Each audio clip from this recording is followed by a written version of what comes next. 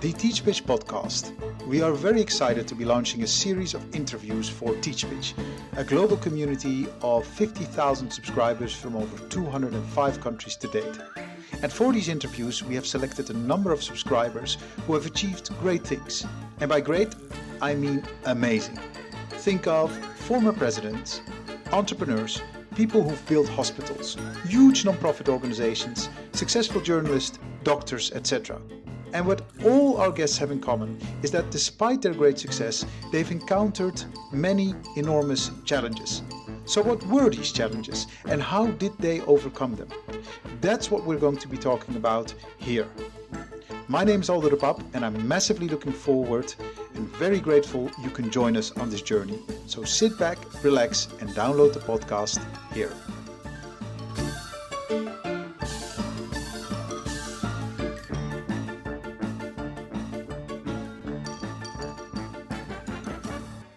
Well, the fundamental question in developing the organization was, what can make younger people resist totalitarian government?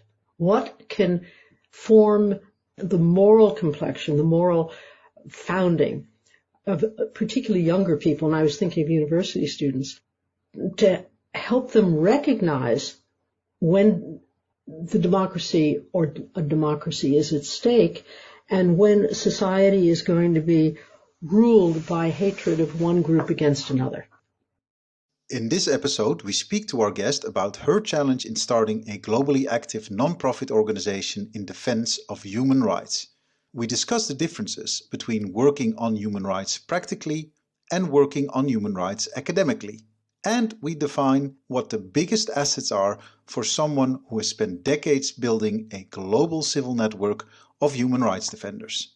Enjoy this interview with Dr. Judith Goldstein, founder and executive director of Humanity in Action.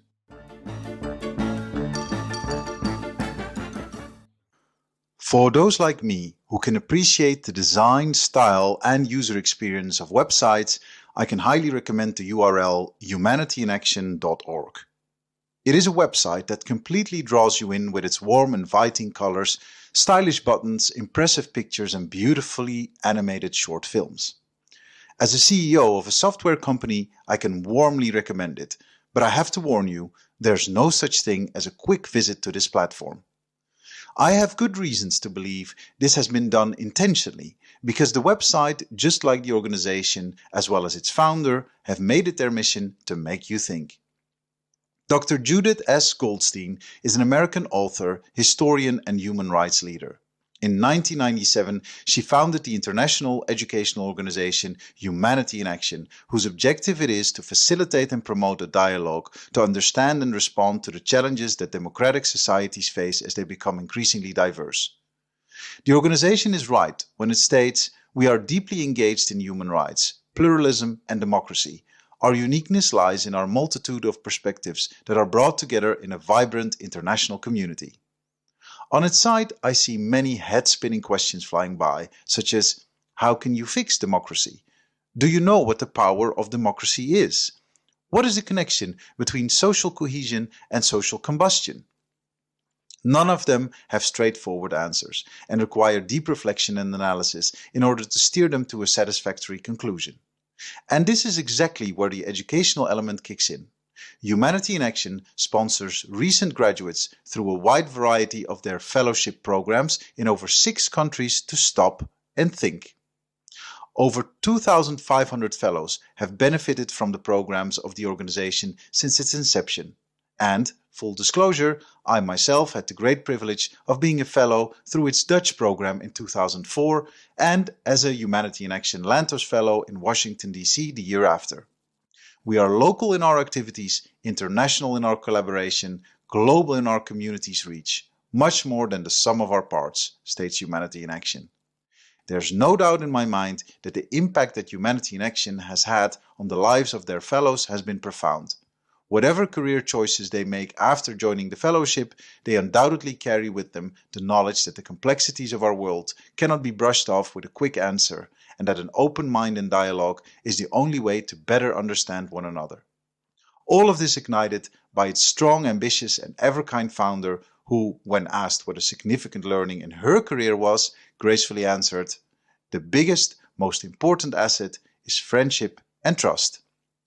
Judy, a very warm welcome to you. Thank you, Aldo. It's a pleasure to be part of this unique undertaking. It's so nice to see you and to speak to you, Judy. And going to that website really takes me back. It takes me back to 2004. And I know so many things have evolved since I was a part of the program 17 years ago. It makes me also so happy because it has literally exploded. You know, I think when I joined the program, there were 1 or 2 fellowship programs. It was already active in multiple countries. But now, how many programs do you have going? Well, we have 6 programs and a large network of senior fellows and some ongoing fellowship programs to support the ambitions and the professional careers of the fellows. So it's grown enormously, and it's profited from having been smart enough to select people like you and to see what you're doing to deal with some of the questions that were originally at the heart of Humanity in Action and continue to grow in complexity and I would say even in terms of the difficulties that we confront. And you definitely have been successful in kind of defining those difficulties and kind of exposing them and making it, you know, a topic for discussion among people who, if they wouldn't have the Humanity in Action platform, you know, wouldn't even look for each other as conversation partners, right? It's really the platform bounds people from so many backgrounds with so many different ideas, and you bring them together in a neutral environment almost to discuss big topics at hand. Is that what you're striving to do, or do you want to be this platform, this continuous platform for dialogue? Yes, and in ways that we, I think, didn't envision when we started it. For one thing, the issues that we tackled from the beginning, relating to democracy, relating to pluralistic societies, relating to equity, to the defense of vulnerable minorities. Those issues were clearly important, but they weren't at the top of the political agenda as they are now. They weren't destabilizing countries the way they are now. And in a sense, this program, which has always been concerned with connecting the history to contemporary issues, we looked backwards. The reflection was, well, this is what happened before in catastrophic times. These are the way people responded. We may have those issues again in the future. But I believe that none of us thought that democracy was fragile, that democracy in Western Europe could be deeply challenged, and certainly the kind of superior sense of American optimism. We never thought that the democracy that we were rather satisfied with would crack apart. And we did not recognize that that democracy was only for some parts of the population and not for others, and that that tension would eventually grow to the point it could no longer be contained. And that's where we are.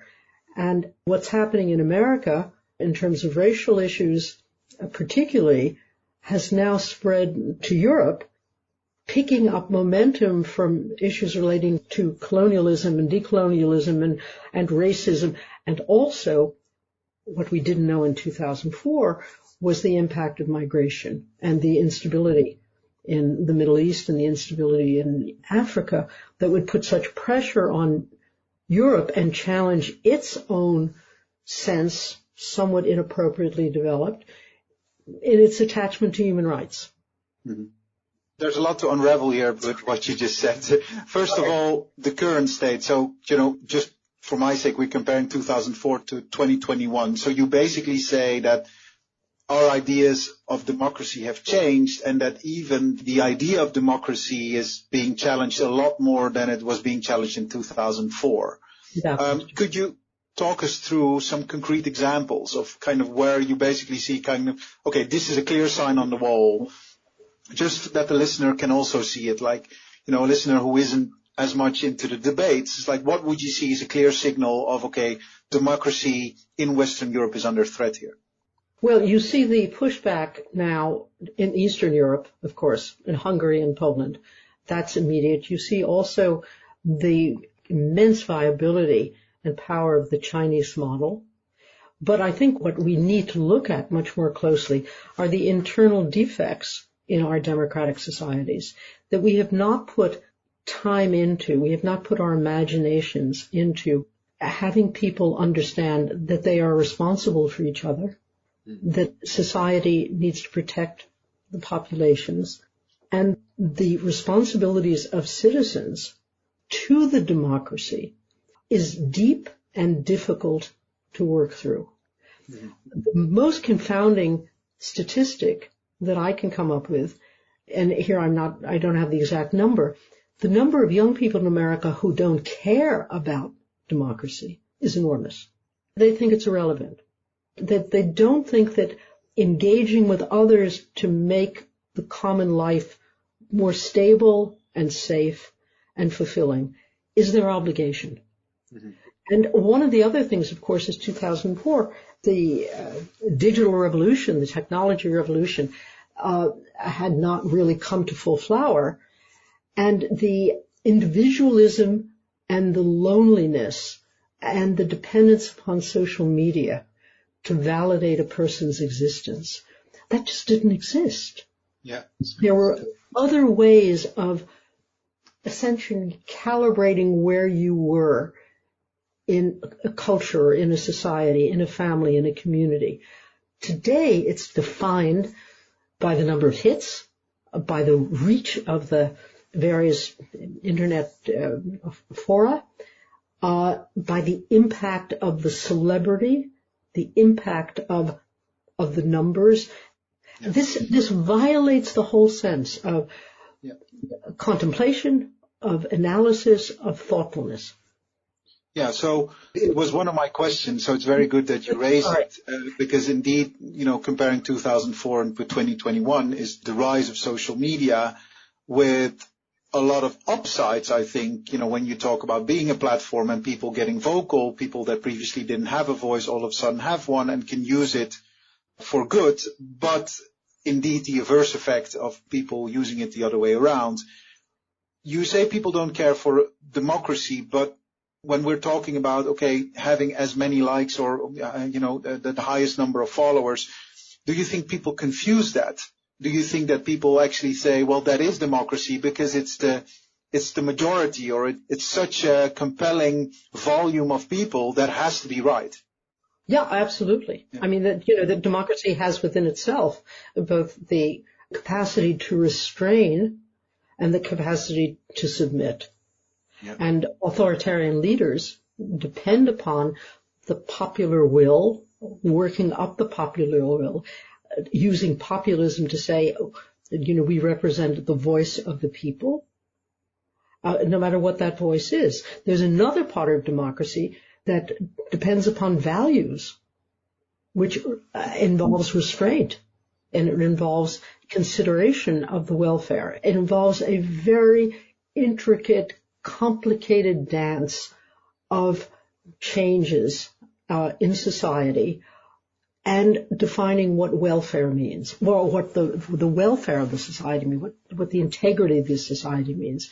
And every country, certainly in the West, is attempting to come to terms with this post-Second World War, post the Cold War, even to some extent post-Afghanistan, Vietnam, Iraq.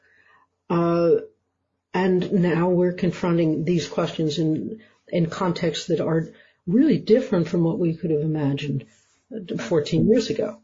Yeah.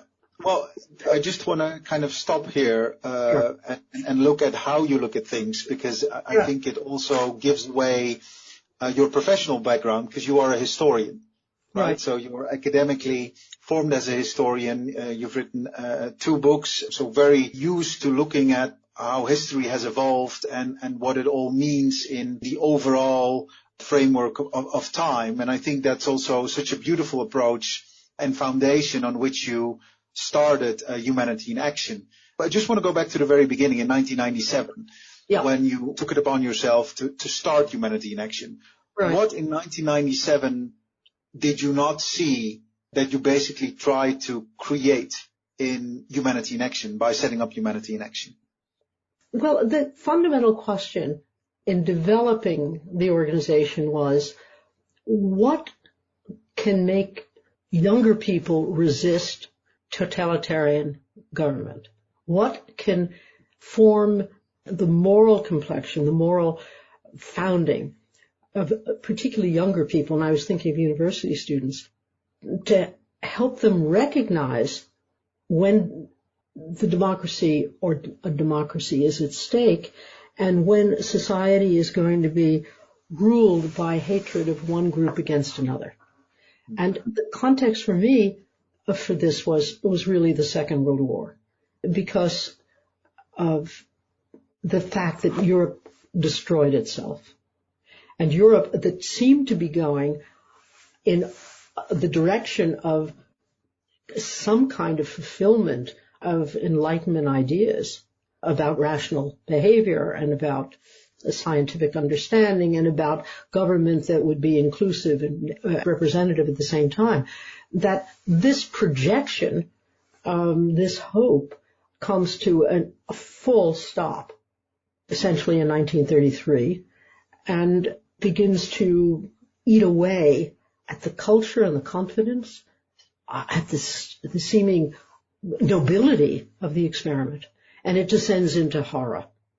And it's not just that certain parts of the population are used for purposes of occupation and wealth and stealing and all the rest of it, but that the whole experiment, European culture, collapses under this. And then it tries to rebuild itself. So the question was, how do you stop this from happening again?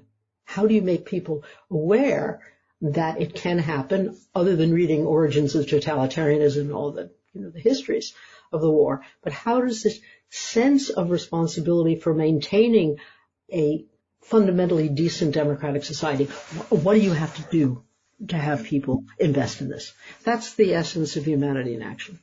Yeah, and then specifically you tried to start a dialogue among recent graduates at first. Exactly. I understand you have more programs now, but at the time it was recent graduates. What was the specific reason for choosing recent graduates? Why not young professionals or people just out of high school? Or could you explain that a little bit? Yeah. Okay. Simple. One, people out of high school or people in high school are too young to understand and to deal with essentially the brutality of this experience, of what we went through, I think. I mean, I'm one of those few people who thinks that one should not teach the Holocaust. Maybe, when they're 16 or 17, but not before. Because if we can't understand it, how can they? Yeah. That's one thing. The second thing is young professionals are already committed to, or at least they were, to a particular path, a particular set of responsibilities, which is family and profession and all the rest of it. And therefore, the bandwidth for looking at issues like this wasn't as great, I think.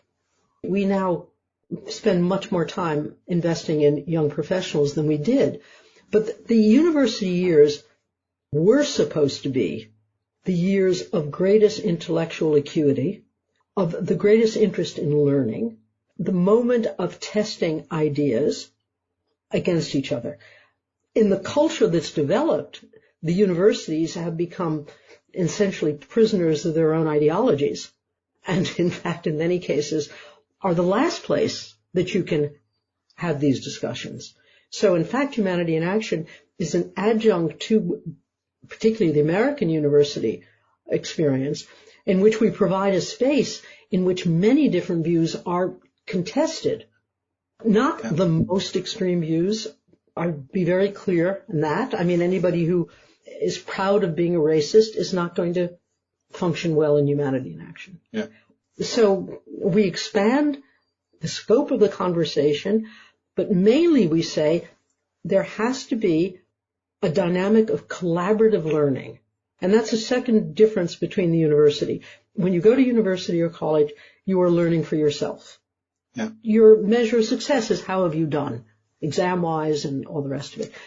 In Humanity Action, the success is how much has the group built up an identity in which it can tolerate being open and honest, vulnerable, and addressing issues that are not resolvable. Yeah. It brings me to one further question, Judy, and I hope you don't mind that I'm kind of jump, please. But yeah, putting you to the test here. So we've had the privilege earlier in this series to speak to John J. Wood, who founded Room to Read, which is a massive literacy organization, and he built schools all over the world.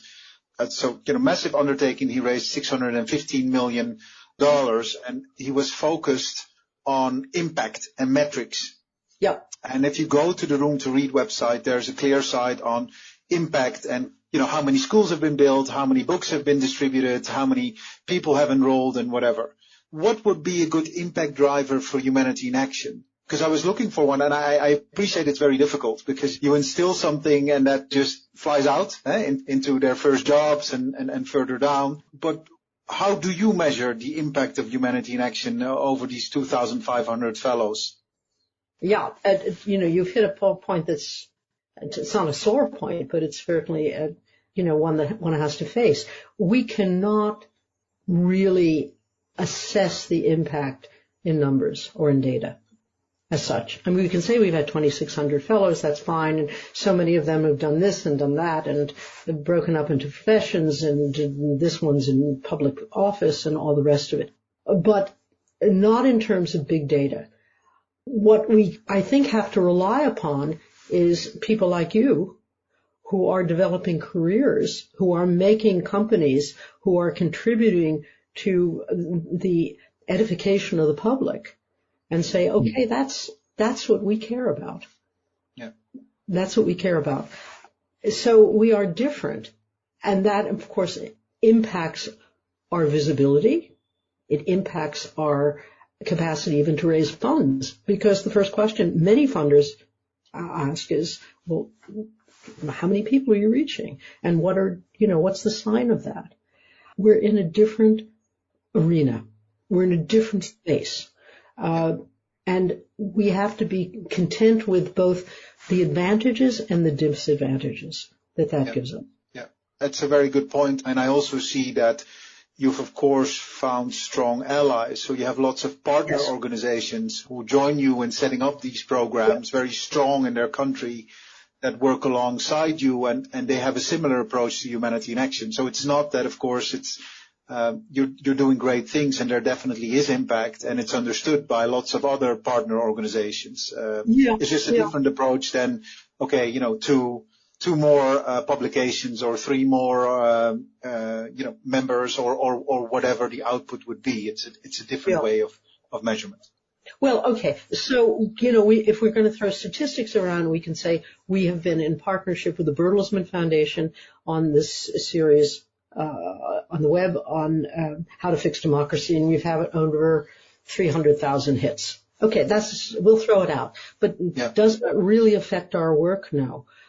We are now making films to give us a broader reach, a broader audience. And of course, when you go for funding, you say, well, we take in 100 fellows a year or 130, and then we have other fellowship programs that involves another 50 or 60. These are small numbers. But you can also assess impact by the quality of your partnerships and the voice in the room. But mostly for an educational organization, it is, are you helping people to think about important issues? And are you giving them space?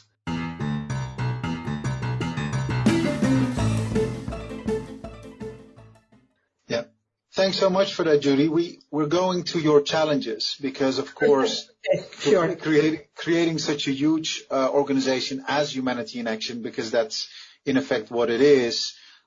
We go back to the very beginning. As your first challenge, you mentioned that gradually over many years, it was difficult for you to settle on a set of interests and opportunities, while also you were a historian, so you were also building a career on that level. And I think, at a certain point you realized, okay, this might not evolve in parallel. Is that correct? Did I word up your first challenge correctly? The biggest challenge is being willing to take risks and just taking something on and saying, okay, let's do it. And not knowing exactly how it's going to work out.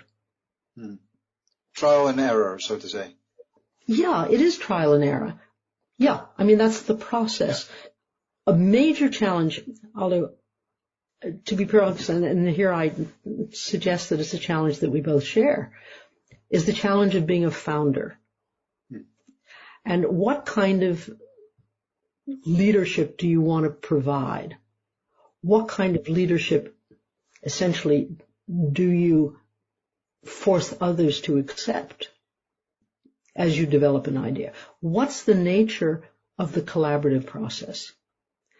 And I was very, very lucky early on that I went to an organization as we were developing Humanity in Action, went to an organization for a conversation with the founder, and before the founder came into the room to start the conversation, her staff was all assembled, and we had chit-chat, nothing serious. And then she walked in the room and everything got quiet, and everybody paid attention to her, and the conversation took place, and we left and all the rest. I walked out and said, I will never have a organization in which people defer to the leader, are afraid of the leader, are essentially only working within the shadow of the leader, because it's deeply stifling. Now, there are many people who operate well in that circumstance, and it's a viable option, and it's one that's used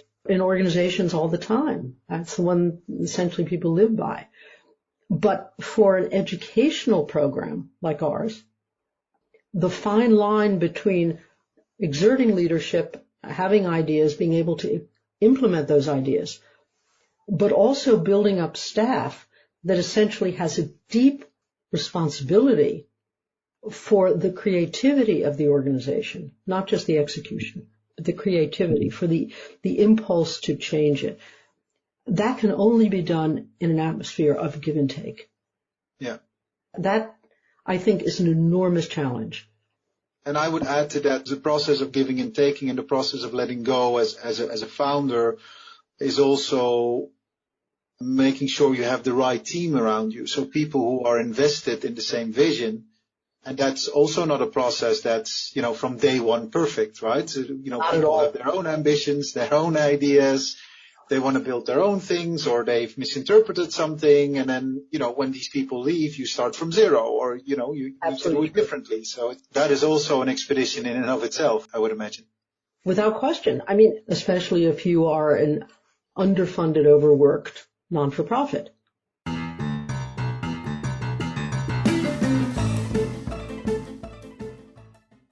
And then there's the challenge that is usually put in terms of, well, what happens if I get hit by a bus? Is it going to die? That is, if an organization is so much associated, particularly in terms of funding, with one person, how do you guarantee the longevity of the organization? Yeah. These are things to consider and to, build a risk mitigation plan for, or to make sure that there's something in place for that. Right. I'm going to your second challenge, and again, it's a little bit, you mentioned a little bit the tension between the academic thinking and building the not-for-profit. So you were quite an academic when starting Humanity in Action, or I would say, from me looking at it, you were quite an academic. Hey, you had an academic interest. I remember that in 2004 we also had to write papers in the very beginning as if they were academic, and so there's a little bit of an academic approach to Humanity in Action. There's so much more than that, but the output at that moment was an academic paper. But you noticed the tension there because, as your second challenge, you say, avoiding building the academic career and seeing how that matches with building the nonprofit. Right. So there are two aspects to that. One is the academy can be an extremely closed world with very clear guidelines as to what success means in terms of position, tenure, and publications, and then the temptation of becoming a public intellectual or being known in your field. But it operates on very specific, in a specific culture and specific rules. The non-for-profit world is producing, in many instances, action or generating action or paying for action on the ground, as opposed to paying for the paper, the book, the analysis.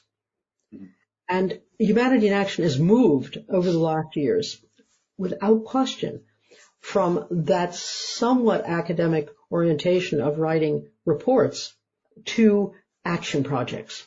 The action project is the attempt to make a contribution to the public good, and it's also to say we're working at the grassroots, or at least our fellows are working at the grassroots, and not in the rarefied world. Yeah. And that's part of the activism of our generation, or of this generation, and the fact that we are so much more aware of the need to change circumstances under which people live. Yeah. So this is a change for the better, I'd say. Would you agree? Absolutely. Absolutely.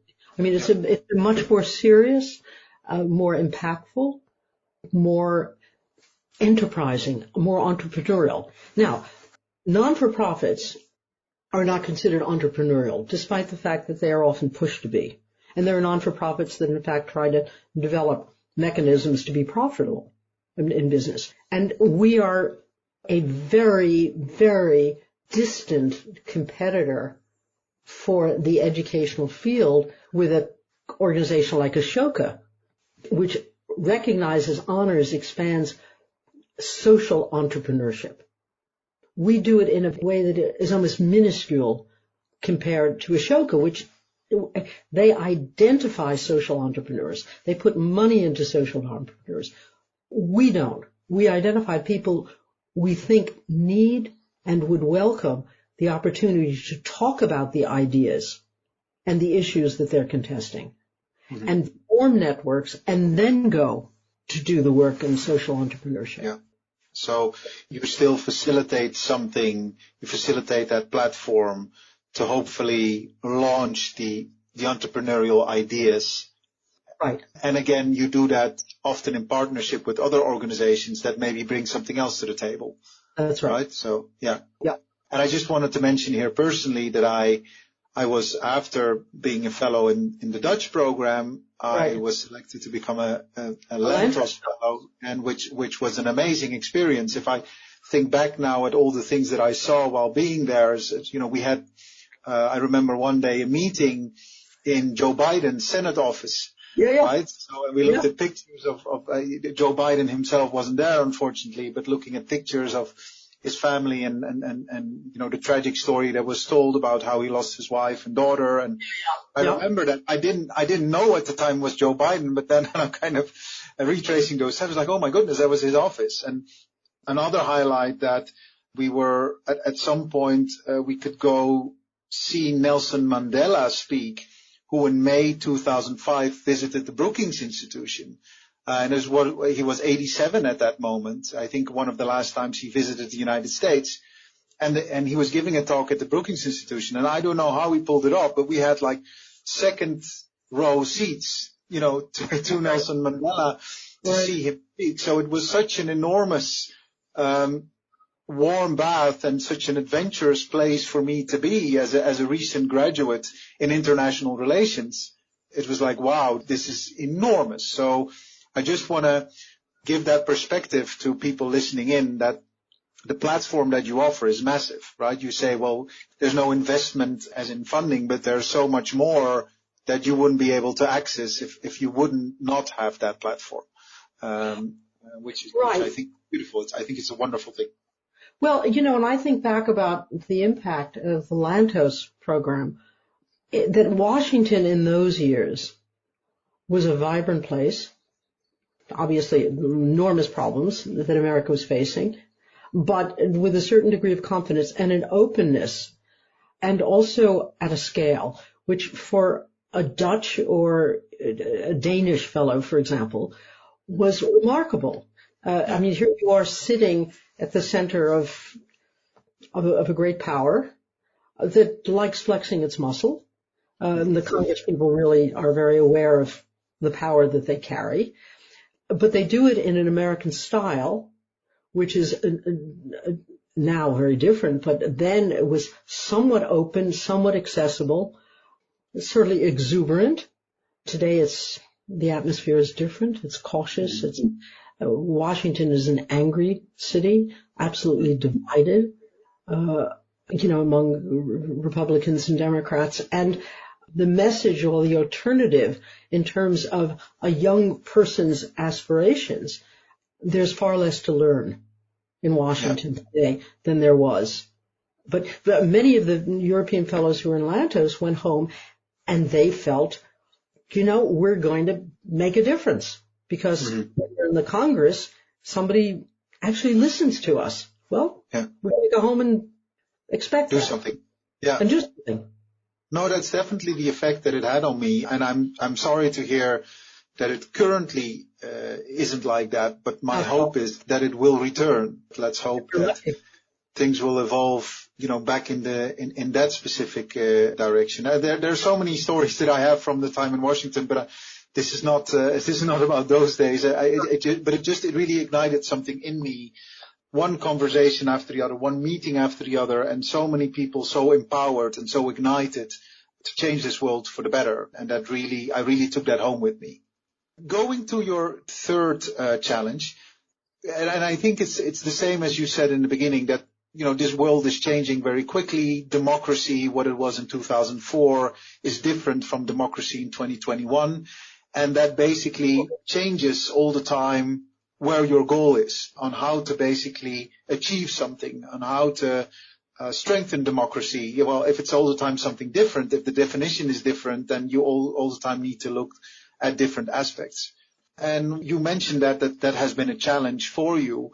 And I would also say that your program, even though it originates from the United States, is in 6 countries, right? So it's Poland, the Netherlands, Denmark, Bosnia-Herzegovina, United States, and then the 6th one is Germany. There you go. Germany is number 6. Yeah. So I can imagine that also shifts the target or the goal of what you're trying to achieve. How did you go about doing that, making that international link? First, let's start with the international link, and then let's go to the new definition of democracy. Yeah, well, the international link comes really in the context of the Second World War. Yeah. I mean, America fought the war as the leading democratic country in the world, but did not recognize that 1/3 of its population could not participate, was not allowed to participate in the democracy. And therefore, it was, in many respects, a deeply injured, a deeply precarious democracy. But, we thought, yes, we're a heterogeneous society, and yes, we've had Jim Crow, and yes, we're getting better, and all the rest of it. But we were certainly not as aware of the toll, of the vulnerability of populations that have been treated inequitably, but also the fact that the people who had the power were corrupted. But so the context, I didn't think, as I should have thought, when we come up with the idea of how do you deal with the oppression of the past and get people to resist oppression. I didn't think about the American civil rights movement. I only thought about Europe. Because Europe, during the Second World War, before it, during, after, it was the rupture. It was a devastation on such a scale, physically and morally and politically, so that there was a lot that I just didn't think about in scale and scope and impact. And it's been, over the years, a real reawakening in terms of what is at stake. And to give you another example, when we started the program, we did not really deal with gender issues. We did not deal with issues of the acceptance of or rejection of homosexuality or women's issues, because they didn't appear, in our narrow conception, to be political issues. You can't understand anything about Poland today without knowing that the government is using its campaign against women and against gays as its claim to authority and to the authoritarian state. So I'm saying all of this to say that the concept originally was a very narrow one and a very traditional one. And it has grown to being something much deeper, much broader, much more challenging. Yeah. Much more open to divisiveness and to the problems of identity politics and all of that. Yeah. Well, I mean, you define it as narrow, but I would say you need to start somewhere, right? So it's not necessarily that you, it's not that you want it to be narrow. You just wanted to get it going. Yeah. Or it was conventional thinking. Yeah. To start a program like this was not so conventional, but with the parameters of it. Yeah. And with regards to focusing a bit more on the United States, in 2015, you set up the John Lewis Fellowship Program. Yeah. Is that correct? Right. Yeah. Europeans came to us and said, well, okay, Europe is increasingly heterogeneous, but, what about the United States? And we said, you're absolutely right. We have to have a program in the States. And so we started the John Lewis program, which has run for 7 years, focused on the racial issues in Atlanta as a microcosm. It's a departure in a sense, because all the other programs, while they're placed in cities and represent the urban culture, they are looking at the national culture.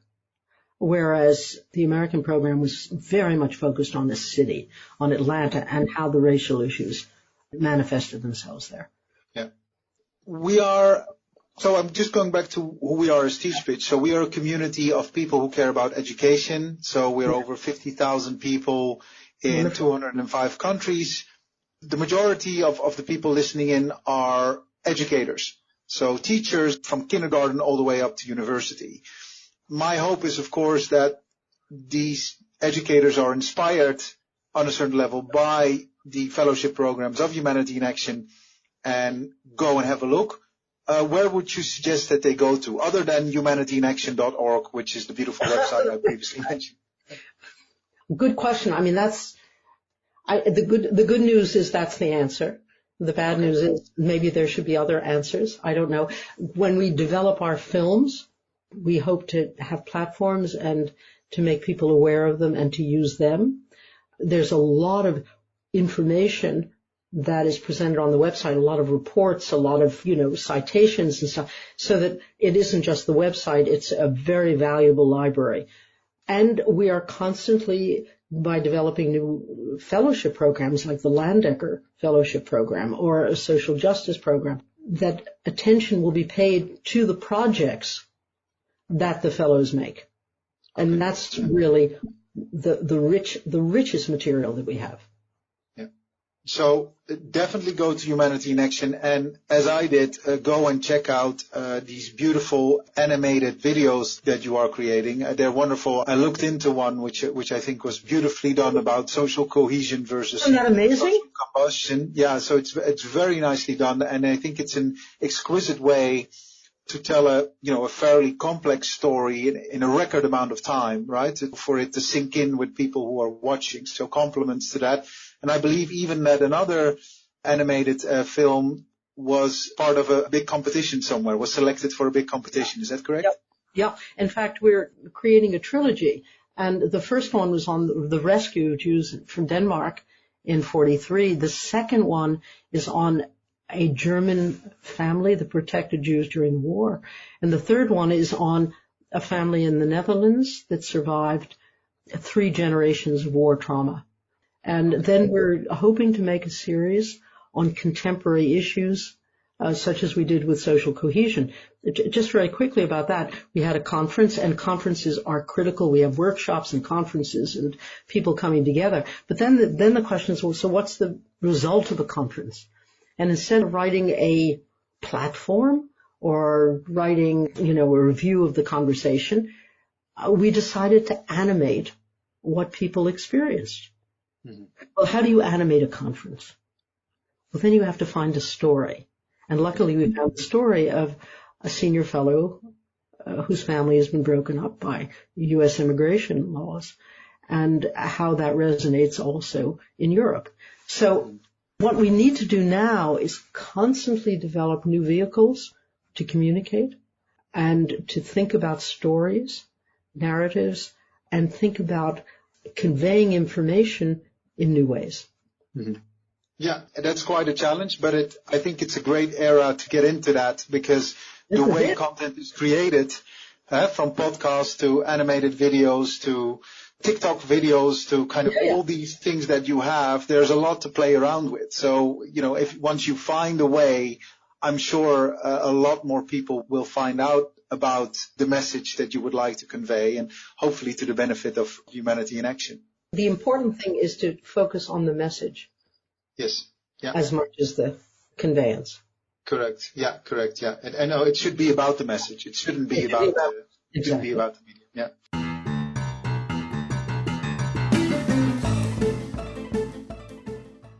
Judy, thank you so much. We're almost at the end of this interview. I have two last questions that I ask all my guests. Yeah, please. One is, if you could recommend one book to read to our listeners, which book would you recommend?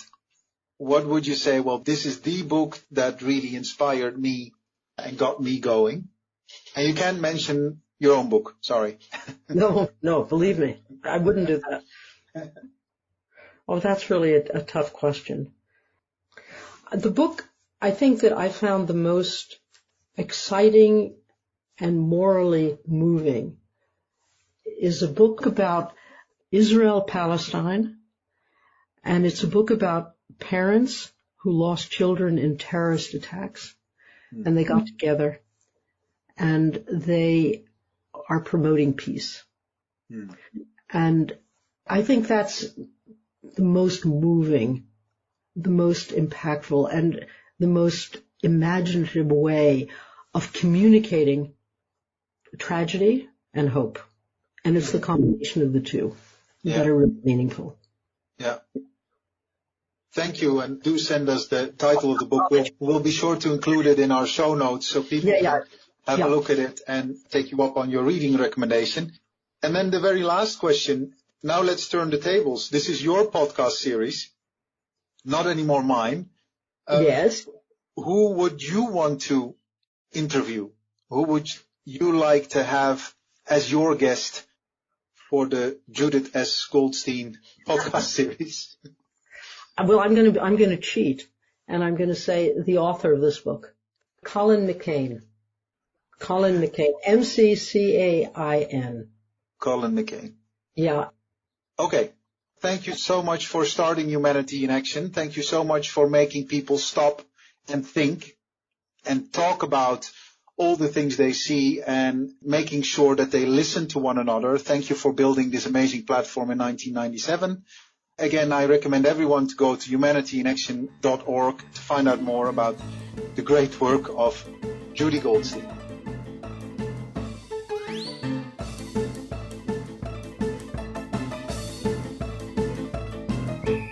If you liked this episode of the Teach Pitch podcast, then it would mean the absolute world if you could share it with your friends and or give it a short review on your preferred podcast platform. The more you share your ideas about these interviews, the more people will find out about them. So do let us know what you think. We'd be very, very grateful. Special thanks to Kevin MacLeod for our beautiful theme music, Le Grand Chase. This podcast was produced and edited by Natalie Piles. Project coordination by Inva Cheney.